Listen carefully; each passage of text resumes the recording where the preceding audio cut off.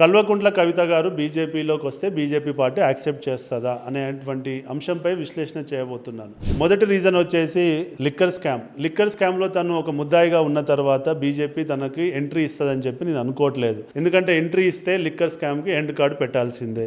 రెండో కారణం వచ్చేసి ఆల్రెడీ బీఆర్ఎస్ ప్రభుత్వం ఉన్నప్పుడు బండి సంజయ్ గారిపై 100 కేసులు పెట్టడం జరిగింది. తను ఎంతో మనోవేదనతో ఉన్నాడు. ఇప్పుడు కనుక అదే కుటుంబం నుంచి కవితను తీసుకుంటే కవిత ఇన్ అయితే బండి సంజయ్ ఎగ్జిట్ అవుతాడు. కాబట్టి కవిత కోసం బండి సంజయ్ గారిని వదులుకుంటుంది బీజేపీ అని నేను అనుకోవట్లేదు.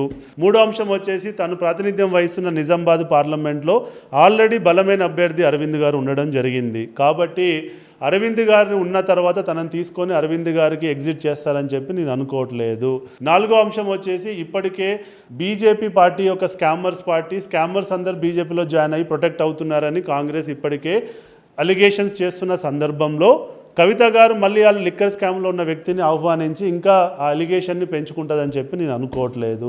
ఐదో విషయానికి వచ్చినట్లయితే కుటుంబ పాలన అని చెప్పి అవినీతి కుటుంబం అని చెప్పి బీజేపీ ఇప్పటికే వాదిస్తున్న సందర్భంలో అదే కుటుంబంలో ఉన్న వ్యక్తిని తీసుకొచ్చి పక్కకు కూర్చోబెట్టుకొని అదే కుటుంబంపై పోరాటం బీజేపీ చేయడం సాధ్యం కాదు.